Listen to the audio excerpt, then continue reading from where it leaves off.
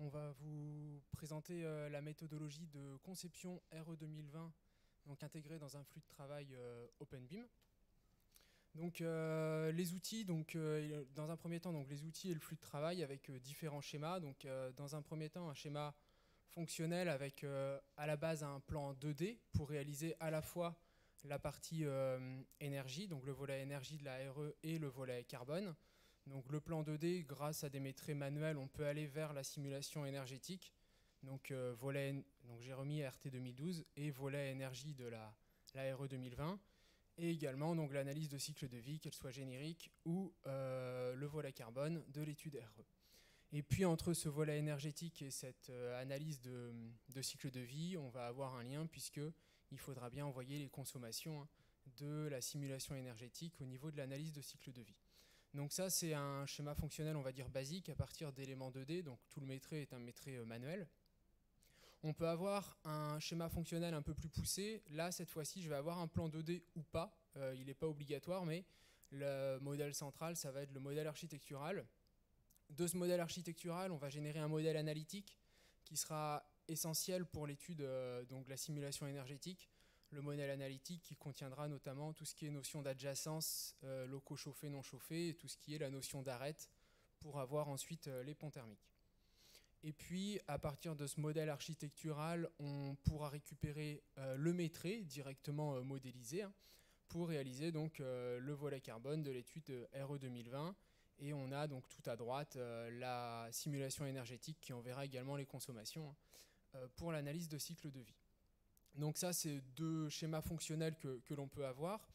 On pourra également donc, reprendre le plan 2D, puisque dans le modèle architectural, il n'y aura pas forcément tous les métrés. Donc l'idée, c'est aussi de pouvoir intégrer dans l'analyse de cycle de vie des métrés manuels issus des plans 2D, notamment ce qui correspond peut-être à la parcelle ou ce genre de choses.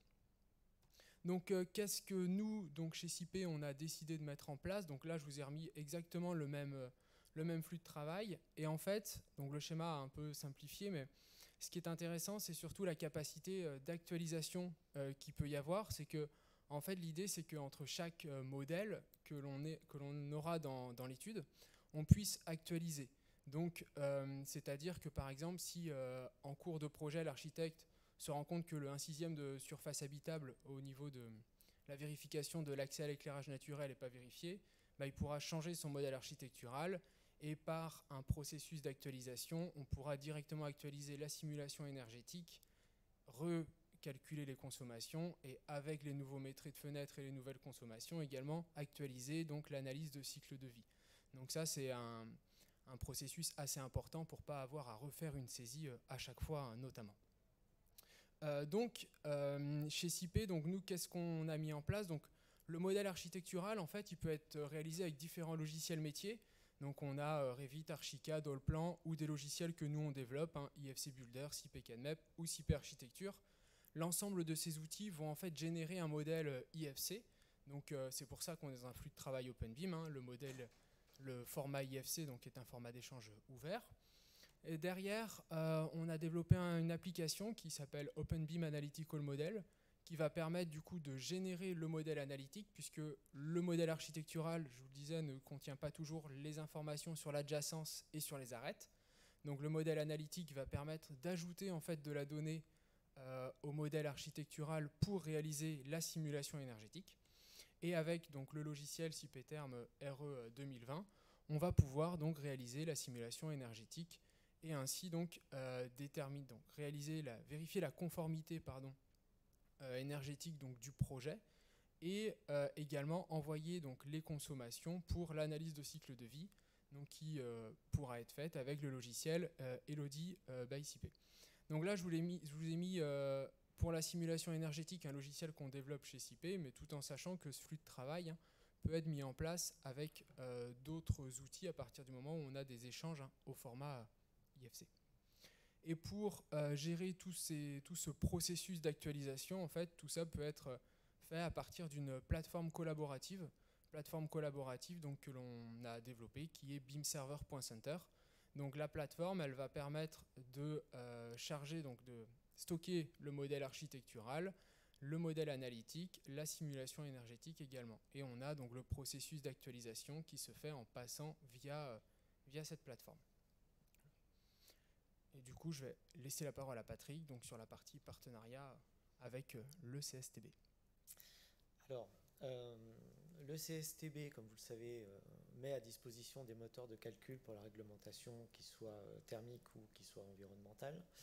Le métier du CSTB, c'est de faire des moteurs de calcul, c'est de mettre de l'ingénierie métier dans ces process de calcul. Et le métier des éditeurs de logiciels, c'est de faire des interfaces ergonomiques qui permettent d'accélérer le travail des utilisateurs. Les deux combinés font des beaux produits et en tout cas le rôle du CSTB, c'est de diffuser ces méthodes de calcul au travers des logiciels efficaces et qui permettent d'appliquer la réglementation thermique. Et voilà, la collaboration avec SIPE va continuer, mais le CSTB met à disposition ces moteurs de calcul pour tous les autres éditeurs, hein, il n'y a pas de limite. Mais là, la collaboration avec SIPE fonctionne particulièrement bien. Là, on a sur la RE 2020 donc ces deux produits qui viennent d'être développés, SIPE Therm RE 2020 et le device SIPE qui doit être terminé là dans le mois. SIPE Therm RE 2020, on est avec le moteur THBCE 2020 que vous fournissez à nous, mais aussi également à nos confrères en thermique. Et le device SIPE, on est avec le moteur de calcul Command. Alors pour le coup, actuellement, on est les premiers. Non, vous êtes les premiers. Il y a quelqu'un déjà qui est. Donc voilà. Il y a d'autres éditeurs qui intègrent le moteur du CSTB. D'accord, très bien. Et puis, par le passé, les dernières années, préalablement à ça, on avait fait la même chose avec Comet pour la simulation thermique dynamique, Acoubat pour la simulation acoustique. La simulation acoustique. Et puis, on a fait, nous aussi, les intégrations classiques RT existant et RT 2012. Tout un travail de carrosserie autour de vos moteurs de calcul. Et d'une longue collaboration depuis quelques années sur des projets de recherche. Je vous propose de vous montrer les deux applications. Donc ici, j'ai SIPE Therm RE 2020. Donc je vais démarrer en créant un nouveau projet. Ici, donc ce nouveau projet, en fait, je vais pouvoir aller sur la plateforme collaborative beamserver.center, c'est-à-dire que sur cette plateforme, un architecte a exporté en fait son modèle au format IFC. Donc modèle IFC qui peut être issu donc de tous les logiciels dont je vous ai montré tout à l'heure, Evit, Archicad, Allplan, ou des logiciels que l'on développe chez SIPE, IFC Builder, SIPE Architecture. Et sur cette plateforme, du coup, je vais pouvoir sélectionner un projet. Donc ici, projet RE 2020 par exemple, qui est un projet de maison, voilà, qu'on a ici. Et en fait, quand je vais importer donc ce projet, donc le logiciel qu'on développe en partenariat avec des industriels et des fabricants qu'on intègre au niveau des bases de données, je vais avoir donc le logiciel qui s'ouvre sur la partie conception, en fait, qui est la partie analytique. Je vous ai dit, si je récupère un modèle architectural issu d'un logiciel d'architecture, je n'ai pas forcément toutes les données. Donc ici, j'ai ma maison qui apparaît en 3D. Donc là, je suis bien sur le modèle architectural. Et en fait, à partir de ce modèle architectural, je vais pouvoir générer un modèle analytique pour avoir l'ensemble des informations du modèle, donc notamment les arêtes, pour ensuite avoir la partie pont thermique. Donc là, je vais lui demander de me générer le modèle analytique. Donc j'ai déjà, au préalable, l'architecte qui a fait le modèle m'a bien créé l'ensemble des locaux qui sont présents dans cette maison. Je vais lui demander au modèle analytique de générer les surfaces extérieures, les arêtes, les surfaces des masques solaires, pardon. Et par contre, je vais lui demander au logiciel de me recalculer les contours des espaces. C'est le logiciel qui va me déterminer les surfaces et les volumes en fonction des éléments constructifs mis en place, parce que si en amont, la personne qui a fait le modèle 3D a juste déclaré rapidement les pièces, je ne suis pas sûr que les volumes ou les surfaces soient corrects, en fait. Donc là, il va les redéterminer. Et du coup, quand je fais ça, j'ai un modèle architectural qui se crée. Donc là, on voit toujours le modèle. J'ai un modèle analytique qui se crée. Là, on voit toujours le modèle architectural. Et du coup, ici, si je désélectionne mon modèle architectural, j'ai accès donc à un modèle, donc ici, qui est un modèle analytique. Avec donc les surfaces. Donc là, j'ai le détail du mur. Donc c'est le mur qui est en contact avec la chambre 1, qui est extérieur, etc. Et on a également le détail au niveau, par exemple ici, des arêtes. Donc là, j'ai ce détail de ce pont thermique ici, qui est l'arête jaune, donc qui a été créé par le logiciel à partir du modèle architectural. Une fois que ce modèle analytique est créé, je vais pouvoir passer dans l'onglet projet en fait, pour venir réaliser l'étude RE 2020, donc le volet énergétique de l'étude RE 2020. Et ici, je vais retrouver l'ensemble donc la vue 3D de mon modèle. Et donc, je vais pouvoir caractériser donc, les données générales de mon projet, où est-ce qu'il se situe, renseigner les intervenants. Et puis, la bibliothèque, je vais pouvoir caractériser les locaux, est-ce qu'ils sont chauffés, non chauffés. Et à chaque fois, donc, sur la vue 3D, ici, on voit apparaître l'élément en question d'une certaine couleur. Donc, j'ai également l'ensemble des éléments constructifs. Donc, ici, j'ai les murs, par exemple. Alors, il faut que je mette une couche. Donc, on a accès à différentes bibliothèques. Par exemple, voilà, un mur de 20 cm. Donc là, par exemple, sur le mur en orange, je viens de renseigner du béton de 20 cm. Et je vais pouvoir faire ça pour l'ensemble des éléments constructifs qui sont issus donc, du modèle architectural. Donc là, on vient juste caractériser thermiquement la donnée qui existe dans le modèle. Alors, si je vous ouvre ce projet, du coup, terminé.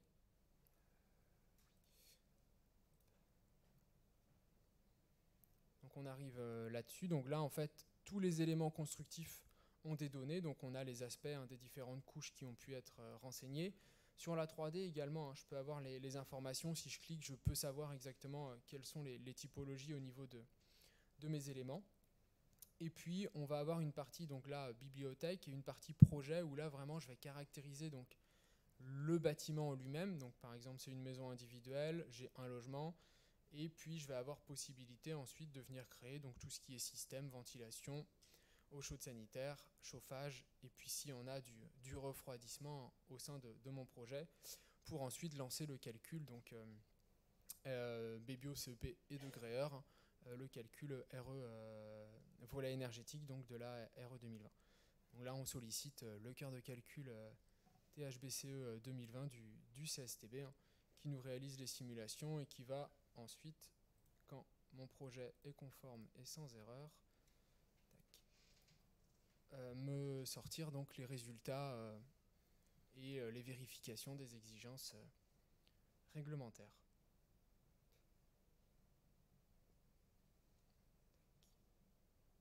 Voilà. Donc là, on a les différents résultats et suite à ça, je passe rapidement, on va avoir différents récapitulatifs qui détaillent donc la conformité ou non-conformité ici de notre projet par rapport à la nouvelle réglementation.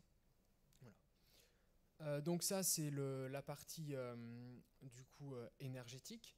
Une fois que j'ai réalisé cette partie énergétique, en fait, ici, je vais avoir un outil qui est exporté, qui va me permettre d'exporter sur la plateforme collaborative beamserver.center le fichier R7, donc le récapitulatif standardisé d'études thermiques. Ici, donc je peux l'exporter. Et en fait, cet export va me permettre de retrouver donc, dans Elodie by CP pour l'analyse de cycle de vie, donc le modèle 3D plus les consommations. Donc en fait, ici, si sur le même principe, je fais un nouveau projet, je vais pouvoir choisir donc, sur ce projet donc, le même projet RE 2020. Je vais avoir donc, le modèle architectural et l'étude, le volet énergétique qui sont disponibles. En fait, c'est des modèles IFC qu'on a envoyés sur la plateforme et qu'on vient récupérer et qui vont s'importer ici donc, dans le projet. Donc là, j'ai deux onglets. Un onglet maîtrise du modèle BIM dans lequel je vais venir réaliser le maîtrise pour toute la partie PCE et un onglet analyse de cycle de vie dans lequel je vais retrouver mon projet et le détail pour l'analyse de cycle de vie. Donc dans la partie maîtrise sur le modèle BIM, en fait, je vais pouvoir créer des filtres, c'est-à-dire lier les éléments du modèle architectural avec des fiches FDES. Donc par exemple, sur mes murs ici, je retrouve les différents noms, donc qui sont les mêmes que dans le calcul, que dans le CIPETERM RE 2020. Ici, donc, on a les différents murs, donc par exemple qui apparaissent en bleu. Et avec l'outil donc critères pour le maîtrise, alors je vais juste créer rapidement un critère pour la présentation et je vais avoir le temps. Ici, je crée un critère, c'est-à-dire que je vais indiquer au logiciel en fonction des noms des éléments quelles fiches FDES sont liées. Donc en gérant une bibliothèque, de cette façon, ce critère pourra être réutilisable dans tous les projets, par exemple, que je fais avec cet architecte. Donc ici, hop, je vais le modifier, je vais créer donc une première règle de maîtrise qui contiendra l'enduit plus le béton. Donc bien sûr, au préalable, il faut avoir une petite connaissance du projet. Et là, je vais pouvoir lui dire que si au niveau de nom, par exemple, donc je vais travailler avec, donc là, je travaille avec les propriétés IFC. Si je travaille avec le nom des éléments, si j'ai un nom d'élément qui est égal à, alors un mur, à enduit avec un E, si je les classe par ordre, voilà, enduit plus béton de vin, ou un nom d'élément qui est égal à enduit plus béton de vin avec laine de verre, bah, je vais décider que ces deux éléments, je veux les lier à des fiches FDES. Donc par exemple ici, donc on est dans la base Ignes.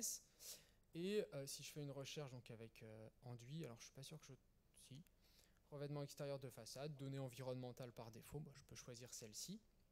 Donc là j'ai la fiche FDES, hein, donc les informations générales, l'unité fonctionnelle, la santé, confort quand il y en a, les indicateurs environnementaux, j'accepte. Et donc ici, je vais lui dire que dans la nomenclature, donc là je suis encore avec la nomenclature E+C-, la version RE 2020 sera disponible normalement fin du mois, début du mois prochain. Je vais dire que c'est le revêtement extérieur et on est sur du mètre carré. Donc ici, bah, je vais lier en fait cette fiche FDES à une quantité qui est disponible au niveau de mon mur dans le modèle IFC. Donc par exemple, l'air net de ce mur. J'accepte. Et du coup, là, je viens de faire une liaison. Donc, les deux murs, la surface de ces deux types de murs seront liés au revêtement extérieur que j'ai sélectionné. Mais comme c'est le même bloc béton, bah, je vais pouvoir également ajouter une seconde fiche FDES. Ici. Donc, bloc béton. Est-ce que je vais trouver ça ?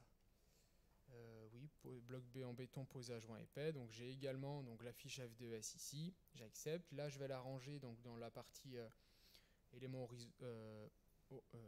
verticaux, façade. On est également sur des surfaces, donc je vais venir ici chercher la surface également. Donc là, j'ai fait donc, deux types de murs que j'ai liés à deux fiches FDES, et quand je vais accepter cette partie, j'ai le lien qui se fait. Donc vous voyez les deux murs ici, on a le quantitatif donc, qui apparaît pour les murs. Donc on a la quantité de revêtement. Et à chaque fois qu'en fait on a un morceau de mur, donc on a le rez-de-chaussée, l'étage, et ce morceau-là, on a les quantités donc, qui apparaissent, c'est ce qui sera ensuite envoyé de l'autre côté dans la partie analyse de cycle de vie. Donc il faudrait que je fasse le critère, bah, je peux le faire, je l'ai ici, le critère de Métré complet, c'est celui-ci, donc là j'ai fait tout le critère de Métré en amont, j'ai fait l'enduit plus le béton, la laine de verre, les cloisons, etc., l'ensemble des éléments, et du coup on a les liens complets qui sont faits ici. Et une fois que j'ai ça, bah, je peux passer dans l'onglet Analyse de cycle de vie. Et dans cet onglet Analyse de cycle de vie, en fait, je vais actualiser de façon à pouvoir du coup retrouver directement dans les produits de construction et équipements l'ensemble des éléments qui ont été maîtrisés sur le projet. Je vais pouvoir passer donc sur la description avec les lots. Donc comme je suis sur mon bâtiment, bah, tout ce qui est superstructure maçonnerie, donc par exemple le bloc béton de mes façades, bah, je le retrouve ici. Donc j'ai la quantité, quasiment 230 mètres carrés, qui est maîtrisée sur tout ce qui est en orange. Mais je peux ici, par exemple, sur VRD, voirie et réseaux divers, venir ajouter manuellement des choses. Donc pour ceux qui connaissent, Elodie, la version web du CSTB, on est exactement sur le même panneau ici. Donc j'ai complètement la main pour venir ajouter, par exemple, du revêtement. Si je veux ajouter, par exemple... ici, qu'est-ce que je vais avoir ? Voirie et revêtement extérieur, par exemple de l'enrobé, bah, je peux ajouter une chaussée en enrobé bitumineux, en choisir la surface, par exemple 20 mètres carrés, et du coup j'ai 20 mètres carrés d'enrobé qui s'ajoutent sur le projet. Donc j'ai une partie qui a été maîtrisée à partir donc, du modèle IFC, donc maîtrisée du modèle BIM, et une autre partie donc, que je peux ajouter manuellement dans l'analyse de cycle de vie. Et à tout moment, s'il y a des changements du modèle architectural, je vais pouvoir les actualiser, c'est-à-dire que si l'architecte rajoute une fenêtre, ça changera le calcul thermique avant l'analyse de cycle de vie. En actualisant, je pourrais récupérer les modifications du modèle sans avoir à recommencer mon étude énergétique et mon analyse de cycle de vie. J'aurai juste l'impact de l'ajout de fenêtre, par exemple, qui m'ajoutera une fenêtre et me décomptera du mur au niveau de mon projet. Et je dois avoir ce projet terminé. Donc donc ici j'ai le projet donc terminé, donc on a l'ensemble des éléments, donc j'avais ajouté le réseau, j'avais ajouté la voirie. Ici on avait les consommations d'énergie donc liées à chauffage électrique parce que je dois avoir une PAC double service il me semble sur le projet, la ventilation, l'éclairage. On a même la partie donc conso et rejet d'eau, la partie chantier. Et puis avec tout ça, donc quand on calcule, on va retrouver donc les différents résultats. Alors hop, si je remonte sur le bâtiment, voilà, j'ai les résultats au niveau de mon bâtiment. Je vais pouvoir avoir les résultats graphiques ici. Est-ce que je suis connecté? Oui. Directement donc en sollicitant le web service du CSTB. En attendant que ça charge, je vais à côté pouvoir générer donc le fichier RS2E et un export des résultats au format Excel. Voilà. C'est en train de charger. Je ne sais pas si vous avez des... Voilà. Donc là, on a la partie ici et j'ai la partie graphique qui peut apparaître avec plus ou moins de détails en fonction des éléments sur lesquels je viens me positionner. Peut-être avant les questions, juste peut-être conclure. Donc ce qu'on a vu avec la démonstration de Maxime, tout d'un coup, c'est pour moi il y a un grand signe, c'est que tout ça en manipulant des modèles numériques, des modèles 3D. Et en fait, la RE 2020 va sans doute apporter une banalisation, généralisation de l'usage de la maquette numérique, parce qu'on le voit pour deux raisons. C'est que d'une part, là, c'était la même personne derrière le PC, mais on aurait pu avoir donc un architecte qui était à la base dans un logiciel d'architecture, ou un thermicien et un technicien pour l'étude environnementale. Donc il faut amener du collaboratif, donc d'où l'usage préconisé par la maquette numérique, un travail collaboratif. Et puis, et surtout, le fait que travailler sur la base de maquette, grosso modo, on est plus rapide, plus efficace pour répondre à cette nouvelle contrainte réglementaire. Donc c'est sans doute quelque chose qu'apporte la RE 2020. Et nous, on appuie l'effort en offrant en fait gratuitement le logiciel d'architecture. La partie RE 2020, le logiciel sera gratuit sur les maisons individuelles. Et donc voilà, ça va permettre de démocratiser quand même beaucoup l'usage de modèles de maquettes numériques 3D pour obtenir ce type de résultats. Et ce que je ne vous ai pas montré, c'est la plateforme collaborative beamserver.center.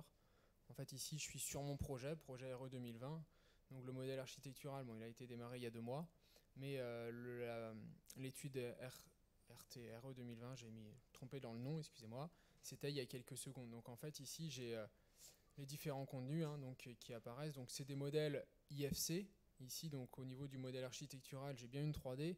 Le modèle CIPETERM, c'est juste un fichier R7 en fait au format XML qui est envoyé sur la plateforme. Et sur ce projet, comme l'a dit Yves, on peut très bien former une équipe de travail et inviter différents utilisateurs. Par exemple, si j'invite Yves pourrait très bien se rajouter et puis peut-être venir faire donc l'analyse de cycle de vie suite à ce qui a déjà été fait au niveau du projet. Et de cette façon, on va avoir une équipe de travail et dans le contenu, on pourrait avoir les différents modèles IFC en fonction des intervenants à chaque fois.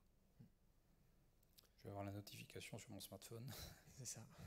Est-ce qu'il y a des questions? S'il reste peut-être 5.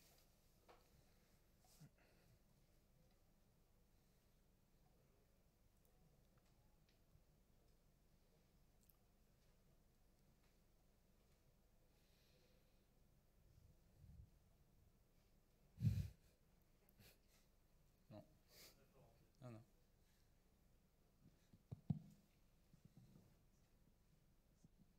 Bonjour Xavier, Ingerop.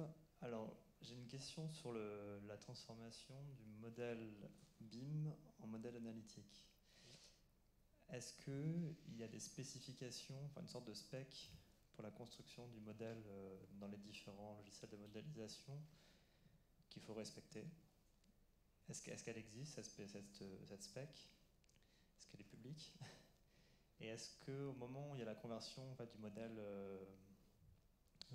BIM vers le modèle analytique, on a une sorte de checklist ou de rapport d'erreur? Est-ce que vous avez même des situations où ça pourrait poser des problèmes? Je sais que c'est un des vrais gros sujets, nous, par rapport au modèle BIM. La transformation modèle analytique, c'est pas si évident. Là, si vous avez réussi à automatiser, c'est déjà un beau travail en soi. Et je me posais la question, est-ce qu'il y a une spec à respecter par rapport à ça? Et j'ai une deuxième question. C'est au moment où vous faites une fois que vous avez votre modèle analytique, quand vous faites la jonction avec la caractérisation des objets analytiques avec les différentes caractéristiques.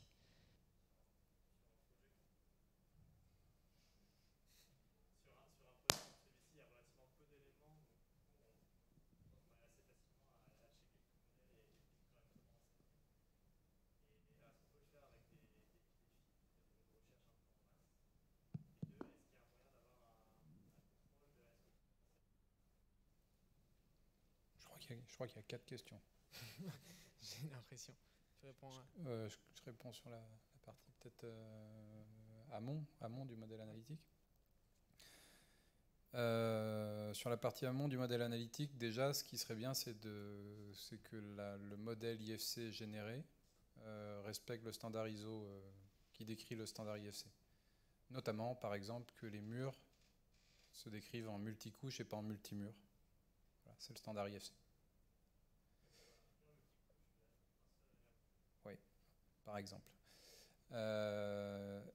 Après, il y a des problématiques propres à chaque outil de modélisation, mais grosso modo, il faut modéliser les éléments constructifs, murs, planchers, fenêtres, et les locaux. Et les zones? Non, même pas, puisque la zonification, elle va se faire dans le logiciel derrière. Donc, ouais. Après, on a rédigé des protocoles qui décrivent tout ça. Et il faut mettre en pratique après. Il n'y a pas non plus une recette de cuisine. Mais il y a des gabarits pour les différents outils de CAO à utiliser lors de l'export, tels que Archicad et Revit. L'usage des modeleurs qu'on propose, des modeleurs architecturaux, nous Cyper Architecture, fait que là, pour le coup, il n'y a aucun protocole à respecter. On modélise tel que et ça part directement. Mais c'est de l'IFC qui est entre les deux. C'est juste que nous, on a fait un IFC contraint en sachant que derrière, ça allait être reçu par des logiciels métiers, alors que des logiciels un peu généralistes ne savent pas où partent leurs IFC.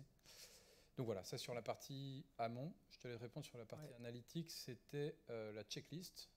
En fait, dans la partie analytique, on n'a pas vraiment de checklist. En fait, en regardant, là, j'ai effacé du coup mon modèle architectural et c'est plus du visuel en fait, où je verrai s'il manque des choses. Donc on a des projets qui arrivent parfois, on va en regardant. Donc j'ai toute une partie de vue en fait. Je peux me créer différentes vues pour contrôler mon projet.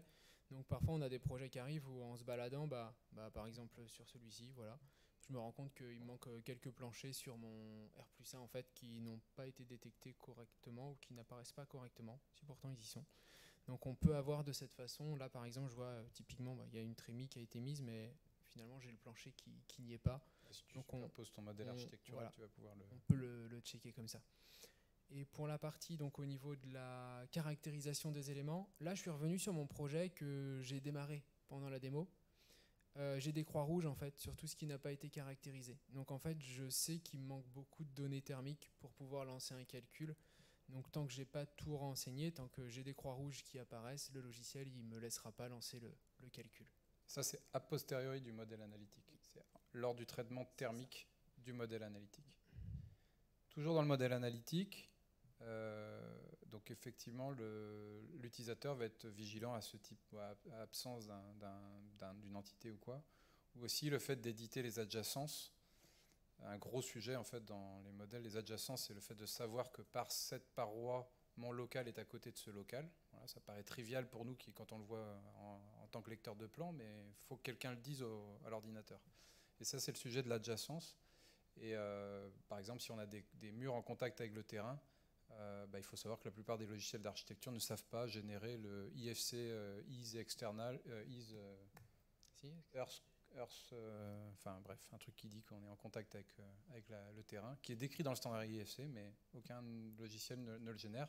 Donc ici, à la réception, si on est vigilant au fait que effectivement il y a un contact avec le sol, l'utilisateur a la main pour caractériser cet aspect-là. Il a la main sur tout dans le modèle analytique, mais il faut être vigilant. On a même la possibilité de recréer des éléments, par exemple au niveau 1, mais surface manquante, si je veux, je peux les recréer dans le modèle analytique. Mais ouais, L'outil de traitement analytique, ça a été un petit peu un défi pour le responsable du développement. On lui a dit chiche et puis il l'a fait. Et ça a été un peu douloureux. Et les algorithmes sont assez stables. Ouais. Il y avait une quatrième question, je ne sais plus. Je crois qu'on a peut-être... Non, je pense que vous avez répondu à tout. Je serais intéressé effectivement on en discutera une autre fois, mais sur les protocoles d'export. Là, moi, je pensais à Revit particulièrement, mais les protocoles d'export Revit, IFC pour pouvoir construire votre modèle éthique derrière. Parce que souvent, là, je parle en tant que BE, mais on a rarement la main en fait sur la construction du modèle architectural, et c'est ce qui peut nous poser problème ensuite dans la construction du modèle analytique.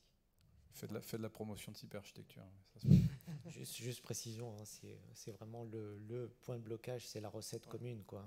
Si on avait une recette commune pour faire un BIM, ça serait génial, quoi. Oui, après c'est aussi le but des missions justement de BIM management. Si souvent on a ces données-là trop tard par rapport au moment où on devrait les imposer. C'est que si on a déjà les recettes un peu en amont pour pouvoir être compatible avec ce type de solution, ça nous permet de présenter le cas d'usage aussi en amont. Donc d'être complètement en mesure de le demander. Oui, tout à fait. Et ça marche bien. Mais effectivement, il faut le maîtriser. Et on ne maîtrise pas exactement tout non plus de ce qui peut être fait dans ce flux-là. Merci beaucoup.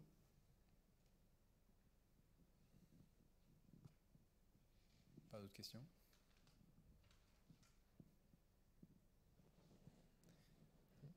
Merci Maxime. Merci à tous. Vous avez fait encore une démo au poil.